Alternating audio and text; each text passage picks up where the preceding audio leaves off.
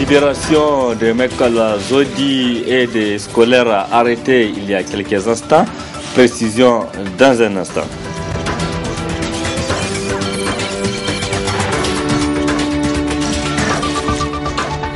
Et puis l'école nigérienne va mal, très mal d'ailleurs. Un nouveau ultimatum, un nouveau mot d'ordre illimité a été lancé par l'USN. Réaction des parents d'élèves et explication de l'USN dans ce journal. Mesdames, Messieurs, bonsoir et bienvenue à cette édition de ce jour mardi 18 avril 2017. Bonsoir et bienvenue à tous. Je le disais dans les titres, le délibéré du procès de l'acteur de la société civile Michael Zodi est tombé ce mardi. Le fait n'est pas établi. C'est le juge en charge de ce dossier qui a libéré Michael Zodi à la grande satisfaction des acteurs de la société civile. Suivez plutôt. Arrêté depuis le 5 avril dernier et poursuivi pour concussion, l'acteur de la société civile nigérienne Michael Zodi retrouve ainsi sa liberté. Le fait n'est pas constitué, a déclaré le juge en charge de ce dossier. Une victoire clame la société civile.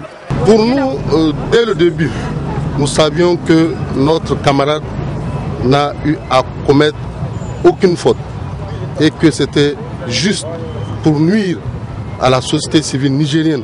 C'était une haine viscérale que certains ont voulu exprimer à travers la détention de Michael Zodi. Et vous voyez aujourd'hui, le juge vient de nous donner raison en disant que les faits ne sont pas constitués et qu'il n'y a pas matière à poursuite. Et depuis le 5 avril, notre camarade est pris en otage par un certain des gens aux abois dont le seul fait est de pouvoir nous faire taire. Les acteurs de la société civile se disent réconfortés et déterminés à poursuivre le combat pour préserver la démocratie au Niger. Nous allons continuer la lutte pour restaurer la démocratie dans ce pays. Le prochain combat, on n'a jamais cessé. Le prochain combat, c'est en continuer à revendiquer que le Niger revienne dans un état démocratique de droit. Le prochain combat, ce serait encore exiger plus de justice. Le prochain combat, c'est exiger à ce que tous ceux qui ont pris les deniers de l'État puissent payer. Le prochain combat, c'est exiger que les coupables de l'assassinat de l'étudiant Mala puissent payer aussi. Michael Zodi est un acteur de la société civile très engagé aux côtés des autres camarades pour amener les autorités de la 7e République de changer leur façon de gérer le pays. Il fait partie également des organisateurs de deux marches citoyennes du 21 décembre 2016 et 4 février 2017. Et nous l'apprenons à l'instant, Michael Zodi vient de quitter la maison d'arrêt de Niamey.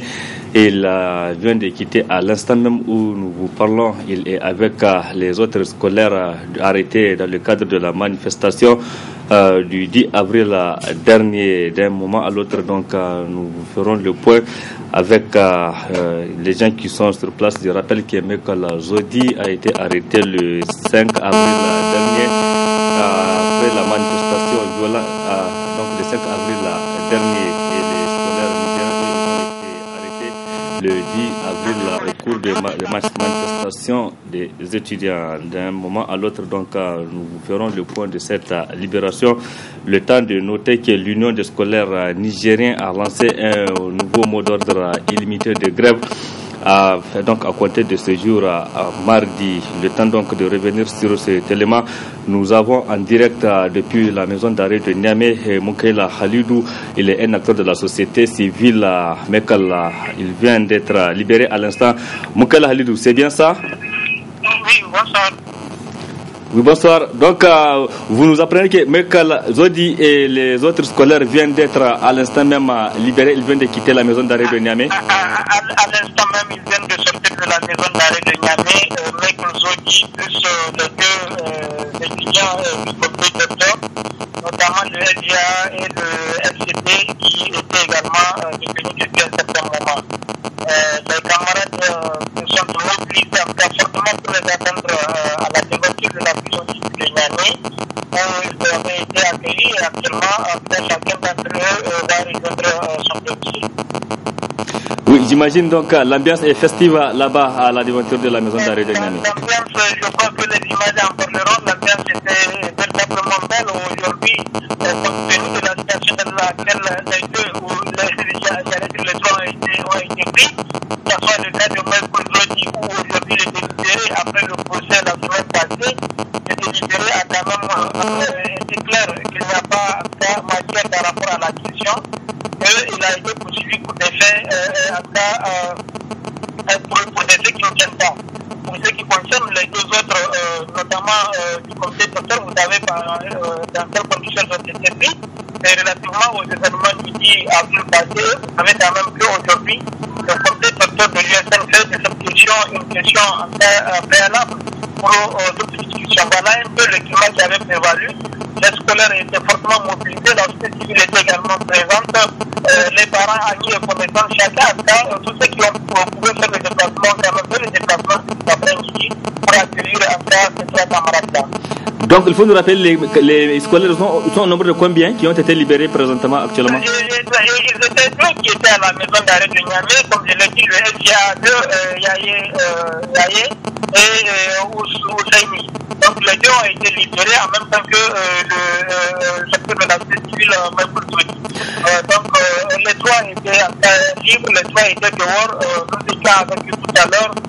Les parents étaient là, tout le monde, je dois vous dire quand même, c'était une ambiance véritablement une ambiance véritable auquel nous sommes donnés aujourd'hui là-bas à la maison d'arrêt de Niamey.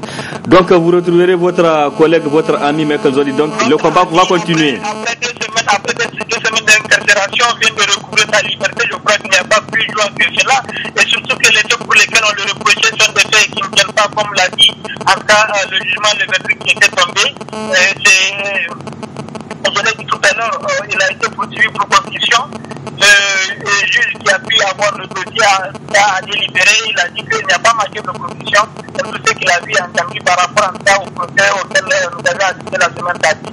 Pour les deux cas, comme je l'ai dit, que ce soit le cas de Meuble ou le cas des scolaires, nous avons certainement qu'aujourd'hui, ils étaient poursuivis pour leur activisme, notamment nos deux jeunes scolaires, en tout cas avec tout ce qui s'est passé la semaine-là, des événements malheureux auxquels nous avons assisté le 10 avril passé, qui avaient conduit en fait jusqu'à la mort de notre jeune frère Batalé.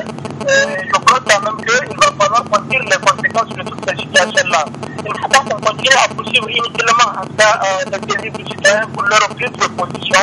Je crois que la justice est là, la justice a été rendue, et nous ne pouvons aussi que rendre féliciter la justice nigérienne par rapport à tout ce que nous avons vécu ces dernières semaines-là. J'imagine vous allez accompagner Michael à son domicile là. Nous sommes actuellement sur le cortège qui l'amène à son domicile au niveau de Bassora. Les lecteurs de la société civile, ses parents, ses amis, les connaissances, tout le monde, je dois vous dire quand même que c'est en cas une masse importante de personnes qui sont mobilisées. Et nous sommes actuellement en train d'aller à son domicile. Les scolaires ont été accueillis également, comme je l'ai dit tout à l'heure, par toute la population. Les camarades du comité trésorier de l'ONU étaient aussi à leur côté. Ils les ont pris également. Ils vont se diriger, notamment vers le campus universitaire où aussi les autres camarades les attendent. Voilà un peu ce qu'il faut décrire par rapport à l'affaire que nous sommes en train de vivre actuellement. Merci Moukela Halidou. Je rappelle que vous êtes acteur de la société civile et vous nous appelez depuis la maison d'arrêt de Niamey où vous êtes en train actuellement de fêter la libération de votre camarade Michael Zodi. En plus de Michael, les scolaires arrêtés, les responsables de l'USN ont été libérés aussi. La suite de cette édition, l'Union des scolaires nigériens, je le disais donc, a lancé un nouveau mot d'ordre illimité qui a pris effet ce mardi. Quelles pourraient être les conséquences de cette décision sur l'année scolaire en cours? Reportage à Asma Oseidou et Aboubakar Souley. Depuis la rentrée scolaire 2016-2017, le train de l'école publique au Niger ne semble pas être sur les rails. Le système éducatif est dans une situation très critique. Les événements du 10 avril dernier viennent mettre de l'huile sur le feu. L'Union des scolaires nigériens a encore lancé un mot d'ordre illimité pour suspendre toutes les activités académiques.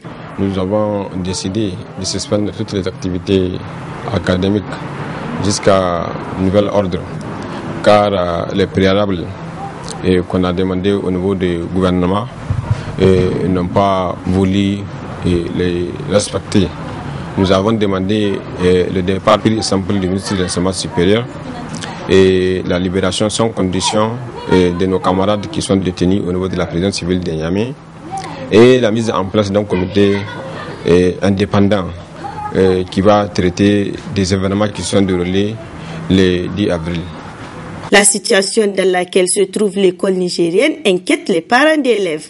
Nous ne pouvons dire que de toute façon la situation qui était arrivée n'est qu'une situation en tout cas déplorable.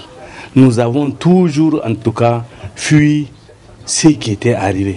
Ce que nous ne voulions pas que ça arrive, c'est arrivé. Hier, c'était le 9 février. Après, maintenant, il y a eu la mort de Gaïa, la mort de Zender, et aujourd'hui, voilà, la mort, en tout cas, à Niamey. Parce que ce lundi noir du 10 avril, nous ne l'avons jamais souhaité. Et vous savez, le système éducatif, c'est un système de développement d'un pays. Mais aujourd'hui, l'éducation, le système éducatif est malade dans ce pays. Et notre force de l'ordre est constituée de la jeunesse.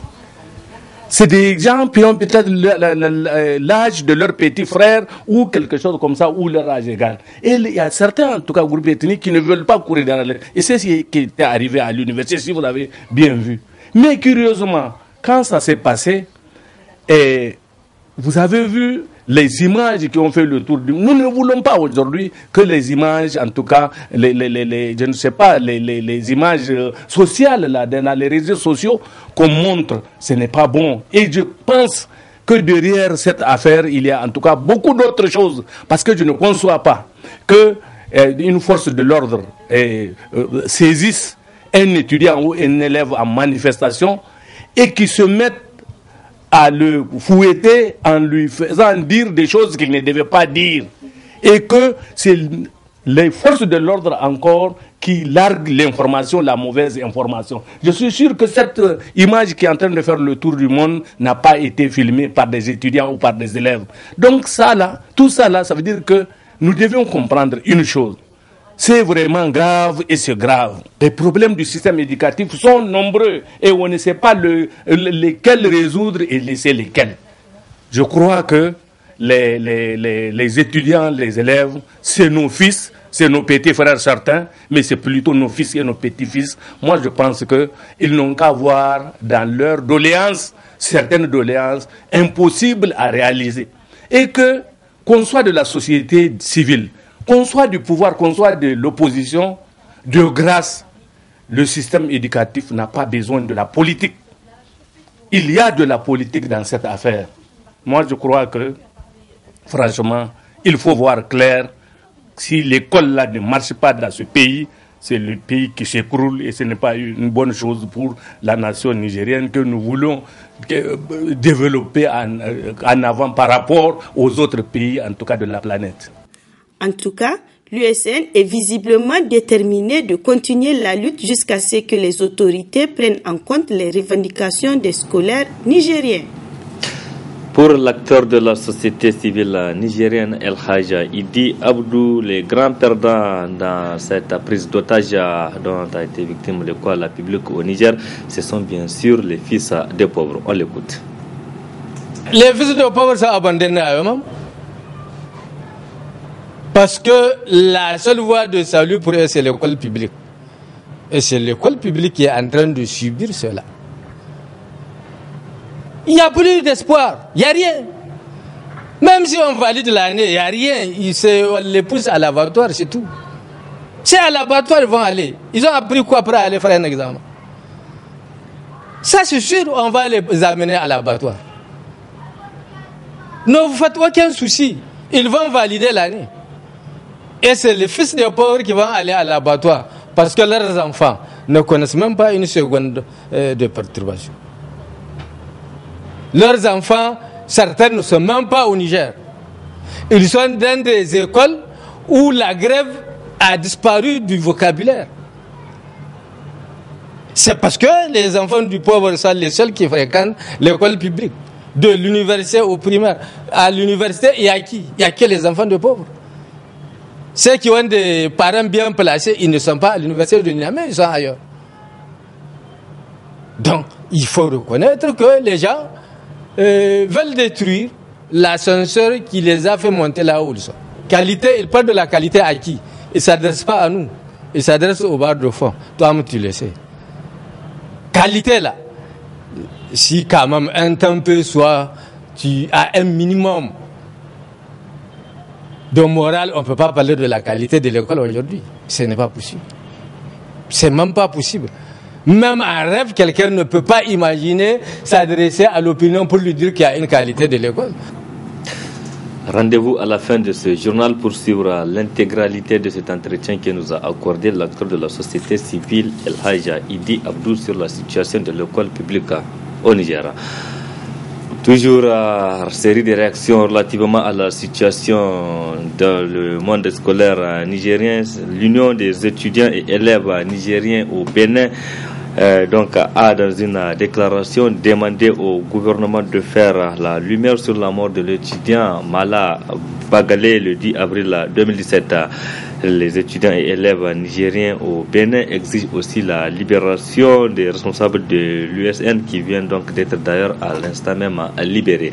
Et suivez donc un extrait de leur déclaration. L'Union des étudiants et élèves nigériens au Bénin. Vu l'acte numéro 27 de la conférence nationale souveraine, vu l'article 9 de la Constitution du 25 novembre 2010 garantissant la liberté syndicale, vu l'article 14 du statut de l'USN faisant des structures des étudiants nigériens de l'extérieur une section de l'Union des scolaires nigériens, vu le règlement intérieur de l'Union des étudiants et élèves nigériens au Bénin, vu la situation académique qui prévaut au Niger depuis les tristes événements du 10 avril 2017, vu les conséquences en vies humaines et les préjudices matériels et moraux causés à l'ensemble des étudiants et élèves nigériens, vu l'attitude regrettable, voire irresponsable des autorités politiques et administratives du Niger devant cet état de fait. Considérant l'élan de solidarité qui a toujours caractérisé les étudiants nigériens partout où ils se trouvent, l'Union des étudiants et élèves nigériens au Bénin, réunie en Assemblée générale extraordinaire ce lundi 17 avril 2017, rend la déclaration dans la teneur suivante. Le comité exécutif constate les restrictions flagrantes des libertés individuelles et collectives par les autorités politiques pourtant reconnues par la Constitution du Niger et les instruments internationaux ratifiés par l'État du Niger.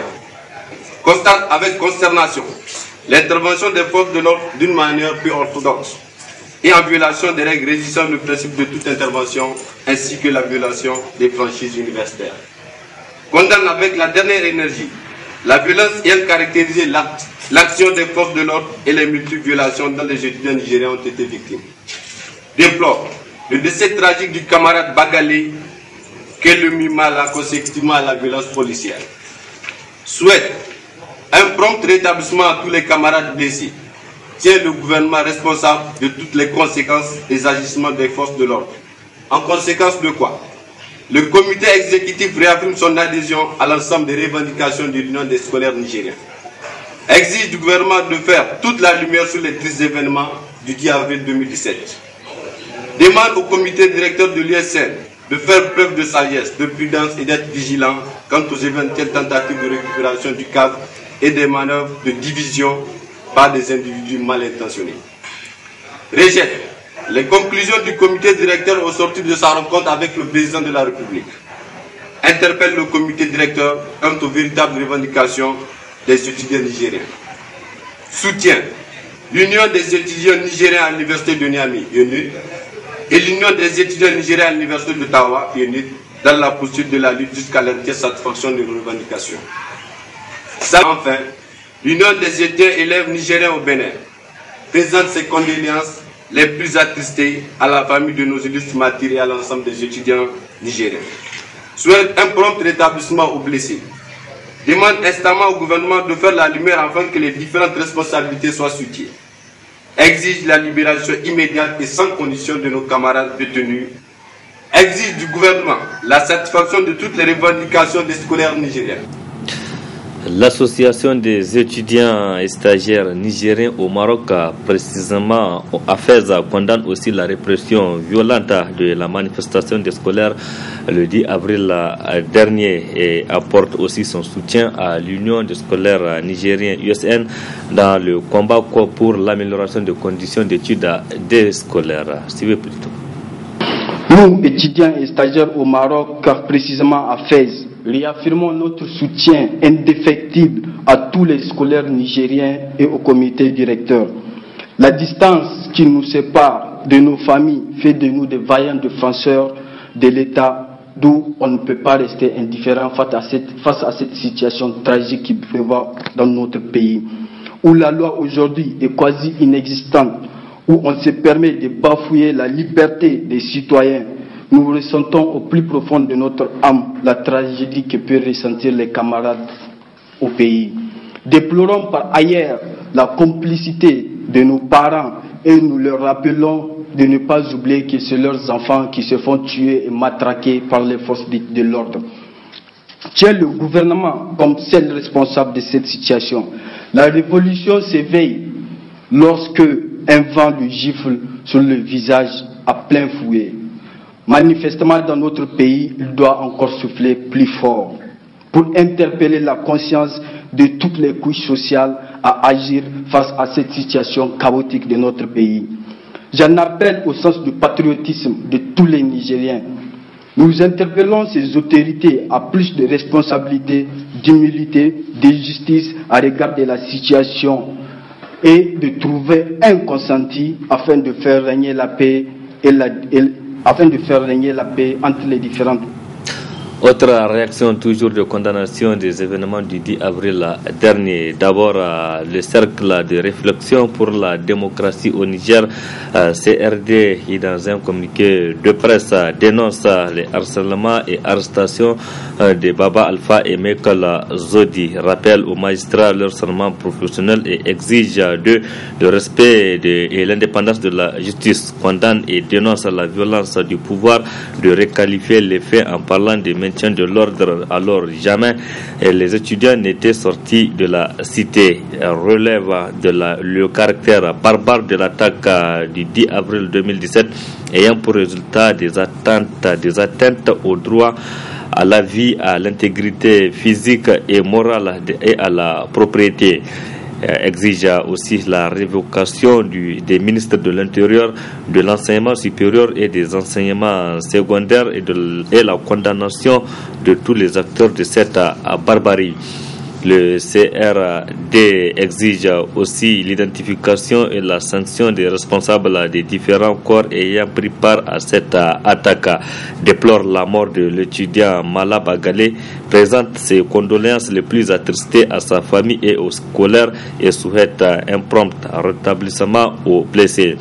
Le CRD condamne l'agression physique du journaliste de Canal 3 et l'atteinte à la liberté de la presse, condamne la violation des franchises universitaires et le non-respect systématique des principes régissant le maintien de l'ordre. Demande l'ouverture d'une information judiciaire afin de situer les responsabilités et que chacun réponde de ses actes conformément à la loi. Enfin, le CRD encourage l'implication personnelle tardive du président de la République dans la résolution de cette crise. Pour le cercle de réflexion pour la démocratie, Insa Garba. Un autre communiqué de presse toujours relatif aux événements du 10 avril, c'est celui des partis non affiliés, donc réunis le dimanche à l'effet d'examiner cette situation. Le parti non affilié regrette et condamne l'utilisation de la violence par les forces de l'ordre contre les étudiants et scolaires qui ont voulu organiser des manifestations pacifiques.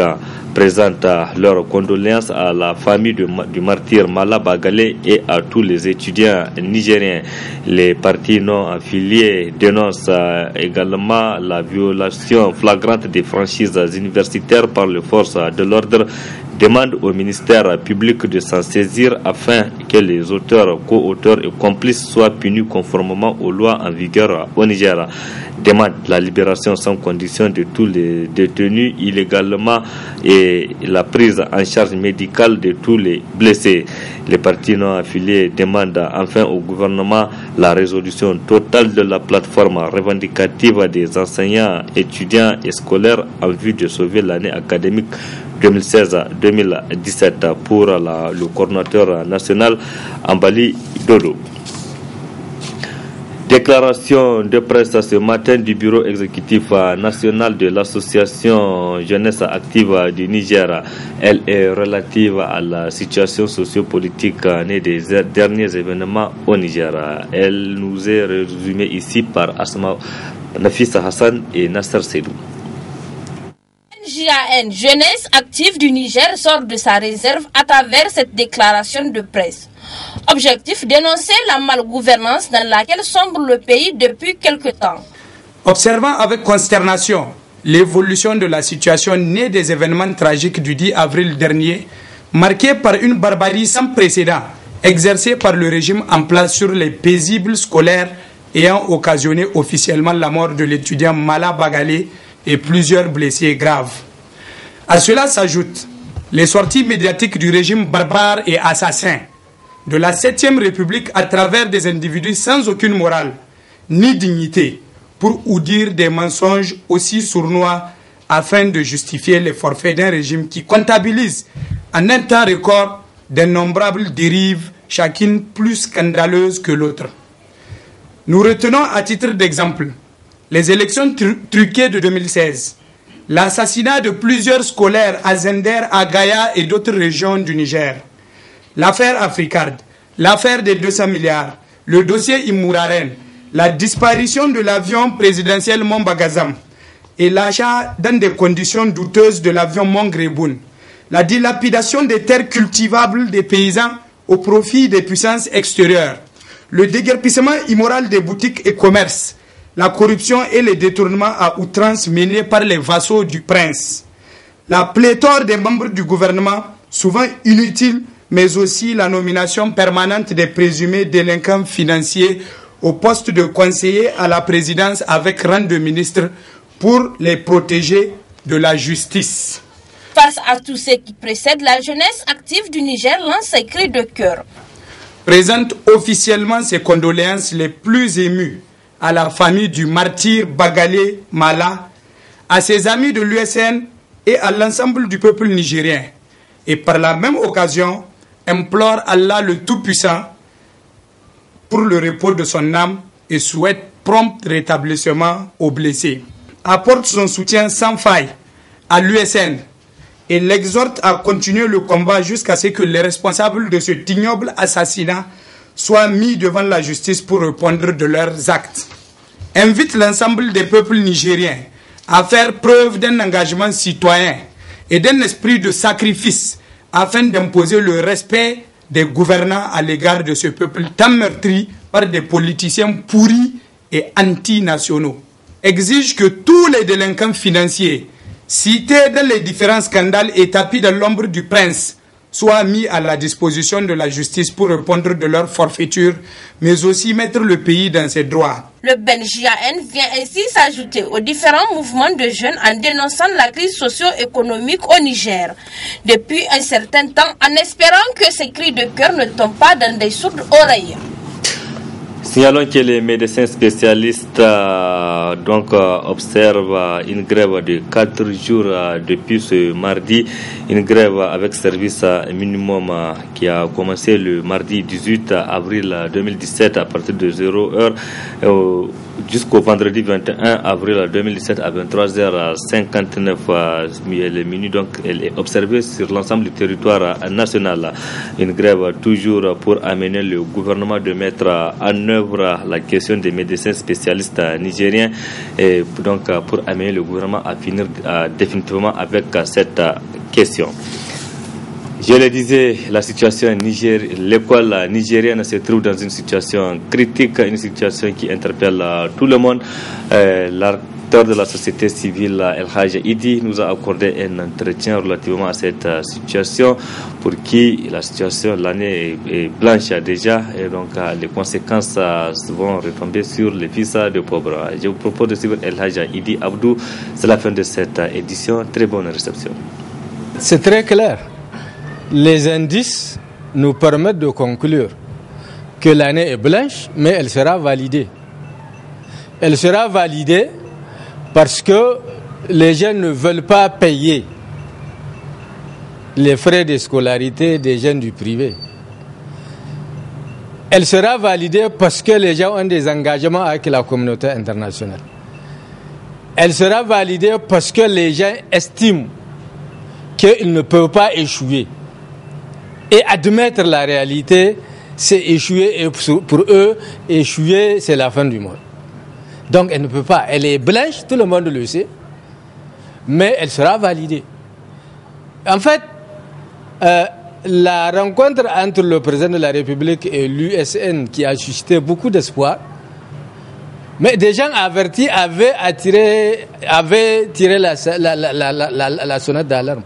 Ils ont dit c'est juste du marketing politique. Et malheureusement, l'histoire leur donne raison. Parce qu'aujourd'hui, l'USN entame son mot d'ordre de suspension d'activité jusqu'à nouvel ordre, comme ils ont dit. Ça veut dire que l'espoir tombe. Il n'y a plus d'espoir. L'espoir que cette rencontre a suscité est tombé de lui-même. Pourquoi? Parce qu'il n'y a pas la volonté politique de résoudre, de gérer cette crise. C'est quoi la volonté politique? La mort d'une personne est supérieure à tout. Ici, il y a eu mort d'homme. Un étudiant est mort. Deuxièmement, il y a violation flagrante de l'ordonnance 92-036. Les franchises universitaires ont été violées. Le président de la République n'a pas besoin du préalable de l'USN pour sanctionner. Dès qu'il y a mort d'homme là, il faut sanctionner. En sanctionnant, les citoyens vont comprendre qu'il y a une sanction à moitié au moins. Mais vous ne pouvez pas garder le même gouvernement avec mort d'homme et avec violation flagrante de l'ordonnance 92-036 en place et dire que non, vous êtes disposé à négocier. Non, vous n'êtes pas disposé à négocier. Mais vous êtes disposé à autre chose. Et autre chose là, l'histoire va démontrer, c'est autre chose. Mais il faut arrêter de divertir les citoyens nigériens. Ou on croit à l'école, dans tous les cas, à l'étape actuelle, techniquement, on ne peut pas sauver l'année. Mais politiquement, l'année sera validée. Comme je l'avais souligné, les éléments qui plaident à sa validation. Mais techniquement, l'année est blanche. Vous ne pouvez rien faire. Parce que pour sauver l'année, d'habitude, on s'entend avec les enseignants et on fait une prolongation, un mois, 2 mois. Ici, là, apparemment, les enseignants sont considérés comme des parias. Et qu'il y a une volonté de discuter avec les enseignants. Même si on trouve une solution avec les élèves. Mais les élèves ne s'enseignent pas. L'école, c'est une dynamique. Si tu crois, si tu veux sauver l'école, tu traites globalement le problème et les scolaires et les enseignants. Mais tu ne prends pas une... Dès que tu regardes, les gens se sont inscrits dans une logique divisionniste. Les partenaires scolaires, là, on veut les diviser. Ça ne marche pas. Ça, c'est dépassé. C'est un produit périmé. C'est un produit avarié. Si les gens raisonnent comme dans les années 90, non, ils sont en retard. Il faut qu'ils ouvrent les yeux. Le monde évolue. Il a beaucoup évolué. Ou ils vont à son rythme, ou ils vont se ridiculiser comme ils le font. Non, le monde a changé. Il faut que les gens comprennent. Tout ce qui reste, le sauver là, c'est juste du camouflage. La volonté politique n'y est pas. Parce que si la volonté politique existe, mais entre nous, il y a mort d'homme. La mort d'une personne est supérieure à tout. On ne parle même pas de la violation de l'ordonnance. Ça là, le président doit sévir. Mais apparemment, le président ne peut pas sévir. Dans ce cas-là, dans un pays normal, on n'a pas besoin de quémander la sanction du gouvernement. C'est le président même. Vous vous rappelez les états d'exception. Lorsque des choses pareilles se sont produites. Mais c'est automatique. Aujourd'hui, là, la réalité est là. Le gouvernement n'est pas crédible. Le gouvernement n'a aucune autorité morale pour diriger ce pays-là. Le président a la prérogative de changer ou de ne pas changer. Mais la réalité est que, même s'il ne change pas le gouvernement, c'est que le gouvernement n'a pas d'autorité morale, le gouvernement n'est pas crédible et les problèmes du Niger vont empirer. Point. Non, elles ne sont pas prêtes. Si elles étaient prêtes, parce que ici, qui a la prérogative de changer le gouvernement, c'est le président de la République. Il a rencontré préalablement l'USN. Dès leur rencontre avec l'USN, il devrait mettre en marche. Et il n'y a même pas de marche. C'est un gouvernement, c'est son gouvernement. Il peut maintenant le changer. Même dans les conditions normales, il peut le remanier. On a vu ici où on a remanié un gouvernement parce qu'une personne a crié. Ici, c'est tout un peuple. C'est les scolaires. C'est les enseignants qui se plaignent de ce gouvernement. Pire, il y a eu mort d'homme. Il y a eu violation flagrante de la loi de la République entre nous. Si la volonté politique existe, dès lors qu'il y a eu mort d'homme et violation de la loi, c'est automatique. Le président n'a pas besoin de la voix de qui que ce soit pour sévir. S'il ne sévit pas, ça veut dire que exactement il n'y a pas de volonté politique. La preuve, la fameuse réunion à la prémature, l'USN avait rappelé, elle était là pour rappeler ses préalables. La sanction, la violation, la mort de l'étudiant Baglé doit être punie. La violation de l'ordonnance doit être punie. Ça là, ils n'ont pas besoin de le rappeler. Ça devrait être automatique dans une république. Mais comme il n'y a pas la volonté politique, vous avez vu, c'était plus ou moins un cirque. Parce qu'on sait pertinemment que l'USN a ces préalables-là. Et on la convoque avec des religieux pour dire que c'est eux-là qui ont tort. Alors que les choses sont très claires. Il y a eu mort d'homme. Est-ce que quand il y a mort là, pourquoi on ne peut pas ouvrir une information pour élucider la mort? Ça là, c'est humain. Au-delà des textes, c'est humain ça là. Il y a eu violation des franchises universitaires. Pourquoi on ne cherche pas à savoir comment ça s'est passé et traduire les coupables devant la justice? Et apparemment, même ici, apparemment, le politique n'est pas prêt. Parce que ça, là, ça doit être automatique. S'ils sont en train de traîner, ils ont leur agenda. Et Dieu va nous montrer leur agenda au grand jour. L'histoire, là, ce n'est pas une course de vitesse, il faut qu'ils le comprennent. Il faut qu'ils le comprennent. L'histoire n'est pas une course de vitesse. Ils n'ont qu'à faire ce qu'ils veulent. Mais qu'ils sachent que l'homme propose, seul Dieu dispose. Il faut qu'ils le comprennent comme ça. Les fils de pauvres sont abandonnés à eux-mêmes. Parce que la seule voie de salut pour eux, c'est l'école publique. Et c'est l'école publique qui est en train de subir cela. Il n'y a plus d'espoir. Il n'y a rien. Même si on valide l'année, il n'y a rien. On les pousse à l'abattoir, c'est tout. C'est à l'abattoir, ils vont aller. Ils ont appris quoi pour aller faire un examen? Ça, c'est sûr, on va les amener à l'abattoir. Ne vous faites aucun souci. Ils vont valider l'année. Et c'est les fils des pauvres qui vont aller à l'abattoir. Parce que leurs enfants ne connaissent même pas une seconde de perturbation. Leurs enfants, certains ne sont même pas au Niger. Ils sont dans des écoles où la grève a disparu du vocabulaire. C'est parce que les enfants du pauvre sont les seuls qui fréquentent l'école publique. De l'université au primaire.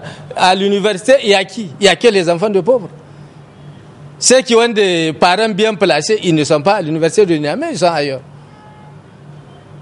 Donc, il faut reconnaître que les gens veulent détruire l'ascenseur qui les a fait monter là où ils sont. Qualité, il parle de la qualité à qui? Il ne s'adresse pas à nous. Il s'adresse au bar de fond. Toi-même, tu le sais. Qualité là, si quand même un temps peu soit, tu as un minimum de morale, on ne peut pas parler de la qualité de l'école aujourd'hui. Ce n'est pas possible. C'est même pas possible. Même en rêve, quelqu'un ne peut pas imaginer s'adresser à l'opinion pour lui dire qu'il y a une qualité de l'école. Sauf s'il nargue les citoyens, en fait. Quelle qualité? Il y a qualité ici. Durant toute l'année, on a enseigné durant combien de mois? Le temps scolaire même n'est pas respecté. Et il est très loin d'être respecté. On va parler de la qualité. On ne parle même pas de l'enseignement. Dans la qualité, laisse à désirer et tout le monde le sait. Tu n'as même pas besoin d'un spécialiste. Demande les parents d'élèves. Les vrais parents d'élèves qui ont leurs enfants dans les écoles publiques là. Ils vont te dire, ils vont te compter le nombre de jours où leurs enfants ont été à l'école. Il n'y a pas de magie ici. Le temps scolaire est de 9 mois. Tu ne fais pas 9 mois, il n'y a rien à attendre, tu vas entraîner des lacunes. À plus forte raison cette année qui a été si catastrophe. Depuis septembre, les grèves, ça n'a connu que des grèves parlées. Et finalement maintenant, malgré la rencontre entre le président et l'USN sort un mot d'ordre de grève jusqu'à nouvel ordre. Et les enseignants déjà, ils ont lancé un mot d'ordre de 72 heures à compter du mercredi.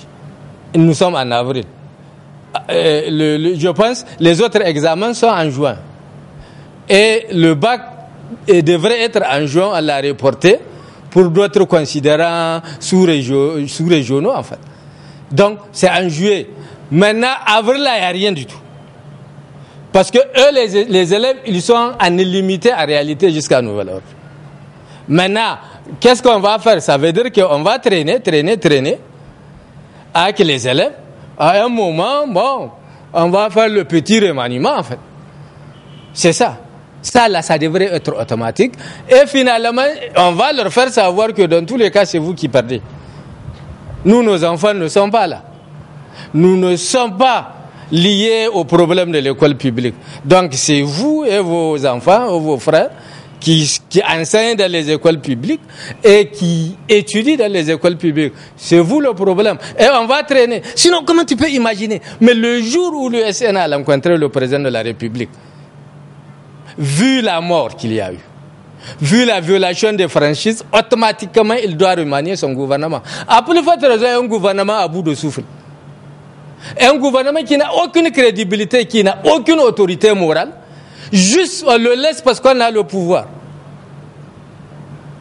Ça fait pitié.